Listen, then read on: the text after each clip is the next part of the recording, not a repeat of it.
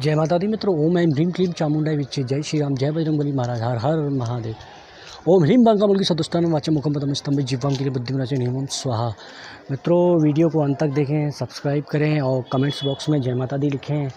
मित्रों, जैसे और दूसरे लोग बोलते हैं ना, मेरे यूट्यूब चैनल में, मेरे चामुंडा परिवार यूट्यूब चैनल में आपका स्वागत है। मुझे ये सब बोलना नहीं आता है, मुझे सर मंत्रोच्चारण करना आता है, तो मैं मंत्रोच्चारण ही करता हूँ। मित्रों, मैंने 2 दिन से सवाल पूछा, लेकिन अभी तक किसी का रिप्लाई नहीं आया। पता नहीं क्यों, कि कोई रिप्लाई दे नहीं पा रहा है। तो मैंने कोई इतना टफ क्वेश्चन, इतना कोई मुश्किल प्रश्न कोई नहीं पूछा आपसे।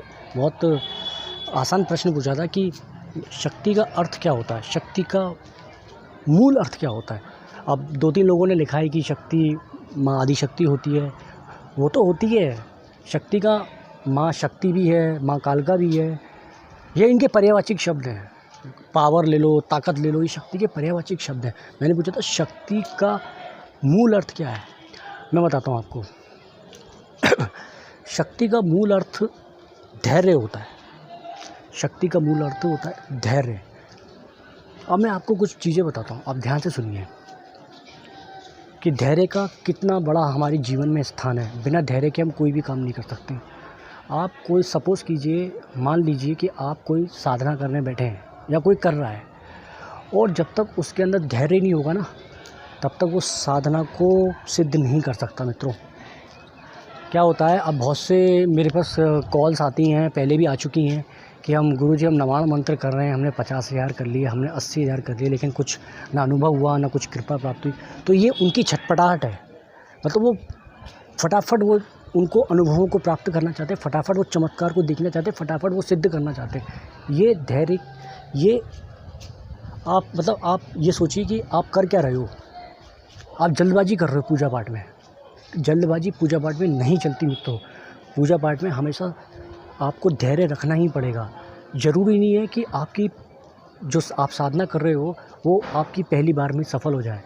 बहुत से लोगों की पहली बार में सफल नहीं होती, दूसरी बार में भी सफल नहीं होती, तीसरी बार में भी सफल नहीं होती। बहुत से लोगों की पहली बार में सफल हो जाती, किसी की दूसरी बार में सफल होती, किसी की चौथी बार में सफल होती है। तो मित्रों, धैर्य रखना अति आवश्यक है। जब तक धैर्य नहीं होगा ना, तब तक आप सिद्धि साधनाओं मंत्रों के जापों में कभी आप सफलता प्राप्त नहीं करोगे। ये मेरा आप लिख के ले लो, गारंटेड बात है। इसलिए मैं सबसे कहता हूँ, धैर्य रखो। एक हमारे शास्त्रों में एक मुहावरा है छोटा, जपात सिद्धि जपात सिद्धि जपात सिद्धि इन संचय सिद्धि। मतलब मंत्र को जपते रहो, जपते रहो, जपते रहो। आप उस पर शंका मत करो, उस पर आप शक मत करो कि आपको ये नहीं प्राप्त होगा। इसलिए धैर्य रखना बहुत आवश्यक है। और आपको इतना भी धैर्य नहीं रखना कि आप कोई परीक्षा दे रहे हैं और 3 घंटे की परीक्षा है, आपने सोचा मैं आराम से कर लूँगा, और पता चला वो टाइम निकल गया, आप प्रश्न को उत्तर ही नहीं दे पाए। तो इतना भी धैर्य नहीं रखना है ये। और एक उदाहरण और है, अगर आप किसी पेड़ के नीचे बैठे हैं और कोई आपको फल तोड़ना है, तो आप धैर्य रखेंगे कोई आएगा मुझे तोड़ के खिला के जाएगा, तो ऐसा भी नहीं करना है। पता चला कोई आया, आपके कंधे पे पैर रख के फल तोड़ के निकल गया, और आप धैर्य करते रह गए। तो यहाँ पर आपकी कुशाग्र बुद्धि, आपको अपनी कुशाग्र बुद्धि का परिचय देना है मित्रों। कुशाग्र बुद्धि का परिचय देना है आपको यहाँ पर। तो यही मेरे समझाने का तात्पर्य कि क्यों जीवन में, क्यों सिद्धि साधनाओं में धैर्य का बहुत बड़ा योगदान होता है और होना भी चाहिए। और बहुत से लोग होते हैं आधे घंटे में सब समझिए 11 माला वो जाप कर रहे हैं।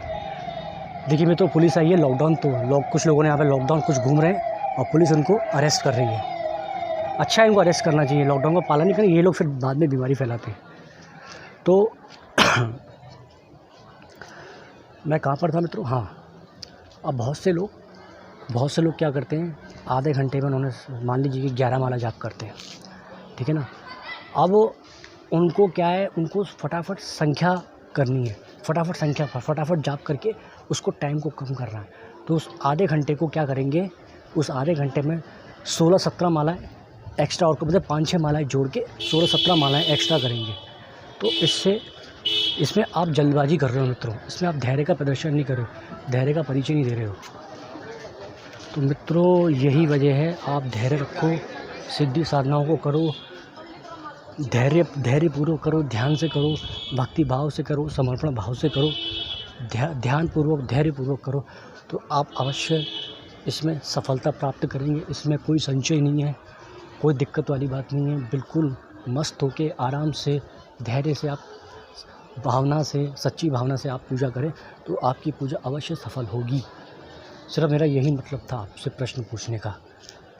इस प्रश्न के उत्तर से आप ये सीख सकते हैं कि धैर्य का स्थान कितना बड़ा होता है। तो आप भी धैर्य धारण करके उनकी पूजा करें, आराम से करें, समर्पण भाव से करें तो आपको सिद्धि अवश्य प्राप्त होगी। ठीक है मित्रों, कमेंट्स बॉक्स में जय माता दी लिख के मैं ज़रूर बताइएगा। और कल मैं आपके सामने भुवनेश्वरी माता के कुछ आपको प्रभाव बताऊंगा, उनके सकारात्मक प्रभाव, उनके नकारात्मक प्रभाव, उस पर एक वीडियो बनाऊंगा। और आज परशुराम जयंती है, बहुत अच्छी बात है। ठीक है मित्रों, जय माता दी, जय श्री राम, जय बजरंगबली महाराज। ओम ऐं ह्रीं क्लीं चामुंडाय विच्चे, ओम ऐं ह्रीं क्लीं चामुंडाय विच्चे, ओम ऐं ह्रीं क्लीं चामुंडाय विच्चे।